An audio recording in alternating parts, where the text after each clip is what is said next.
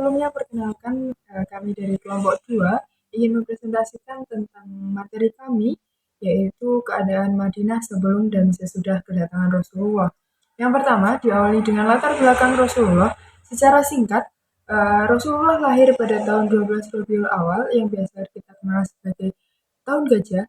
Hal itu disebabkan karena ketika Nabi Muhammad lahir, Ka'bah mengalami penyerangan oleh pasukan gajah yang dipimpin oleh Abraha.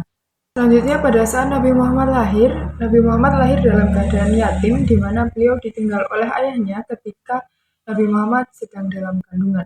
Setelah Nabi Muhammad lahir, di Arab itu ada sebuah tradisi di mana seorang bayi akan diasuh oleh orang lain ketika dia masih kecil dalam masa penyusuannya. Begitu juga berlaku dengan Nabi Muhammad yang masih kecil, beliau disusui oleh Halimah selama 2 tahun dan beliau dibawa ke kediaman di pedalaman Halimah.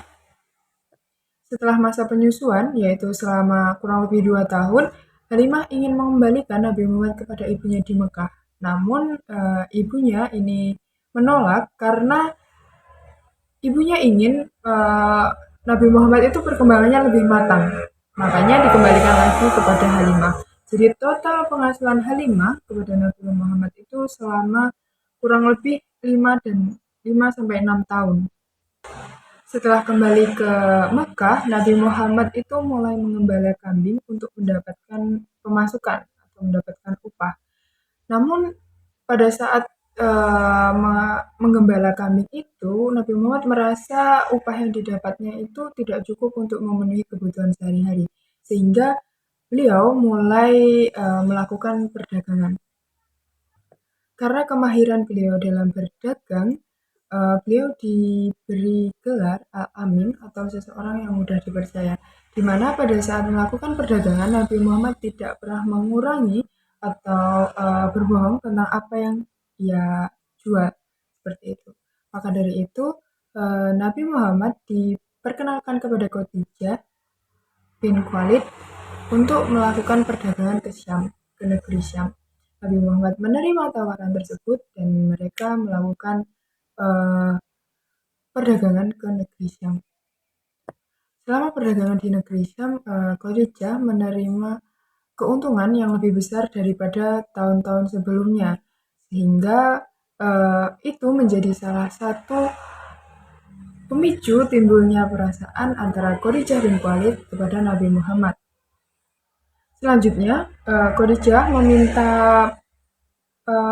pesuruhnya atau pembantunya untuk menyampaikan isi hati Khadijah, yaitu ingin melamar Nabi Muhammad. Kemudian setelah mendengar kabar tersebut, Nabi Muhammad menerima lamaran tersebut dan terjadilah pernikahan. Setelah Nabi Muhammad diangkat menjadi seorang nabi, wahyu pertama yang turun kepadanya yaitu surat Al-Alaq ayat 1 sampai 5, di mana pada saat itu beliau mulai melakukan dakwah secara sembunyi-sembunyi atau kepada kalangan keluarga terlebih dahulu. Khadijah menjadi wanita pertama yang percaya dengan ajaran Rasulullah dan masuk Islam. Untuk mendapatkan wahyu yang kedua itu cukup lama, cukup panjang penantiannya. Setelah mendapatkan wahyu yang kedua, setelah sekian lama, pada saat itu Nabi Muhammad sudah melakukan dakwah secara terang-terangan.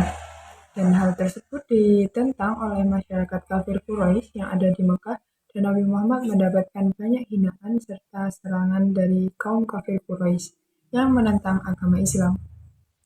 Karena cacian dan hujatan dari masyarakat kafir Quraisy sudah melewati batas, sudah merugikan atau sudah mulai menyakiti kaum muslimin, maka turunlah wahyu di mana Rasulullah diminta untuk hijrah ke Madinah.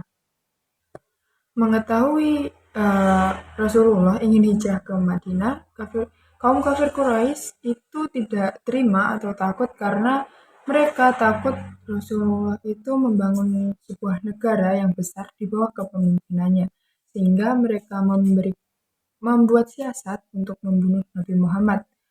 Mengetahui hal tersebut, Nabi Muhammad mulai mengatur siasat juga, yaitu dengan meminta Ali bin Abi Thalib untuk menyamar sebagai dirinya dan tidur, pura-pura tidur di kamar Rasulullah.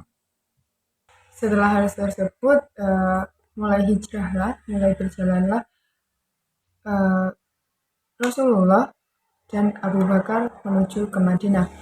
Namun, pada saat perjalanan ke Madinah, beliau dicegat atau dikejar oleh dua orang kaum kafir Quraisy di mana mereka ingin membunuh Rasulullah, tetapi pada saat bertemu dengan Rasulullah, mereka berdua malah dua pemuda ini malah masuk Islam dan kemudian kembali ke Mekah.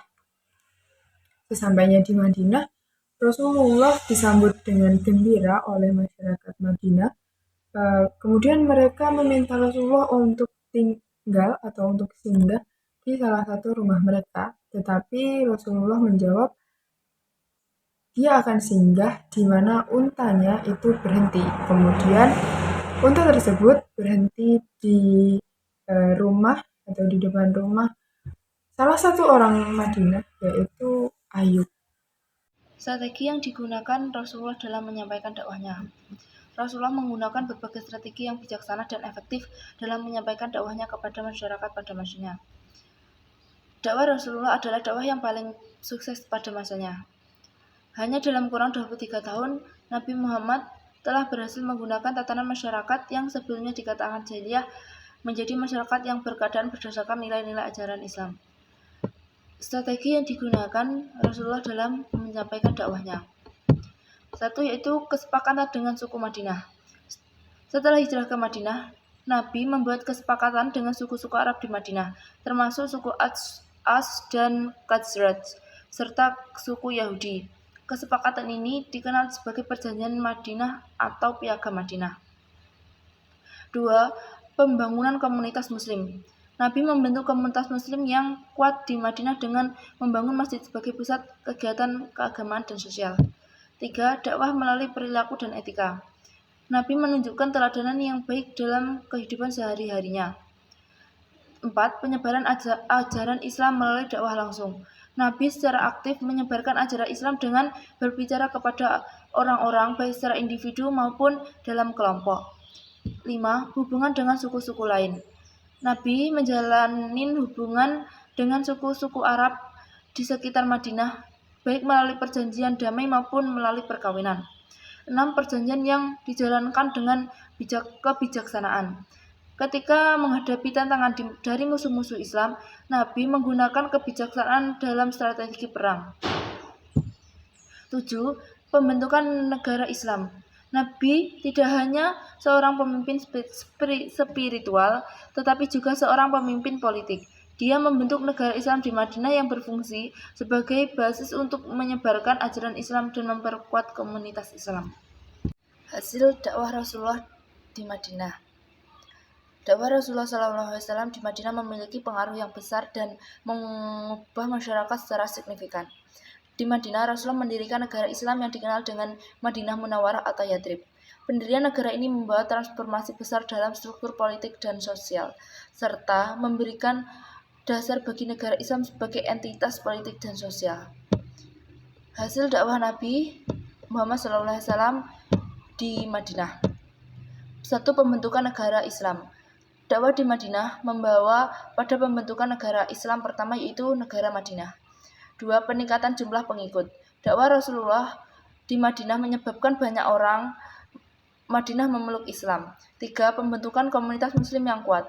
Dakwah Rasulullah di Madinah memperkuat komunitas Muslim dengan mengembangkan norma-norma sosial, ekonomi, politik yang didasarkan pada ajaran Islam.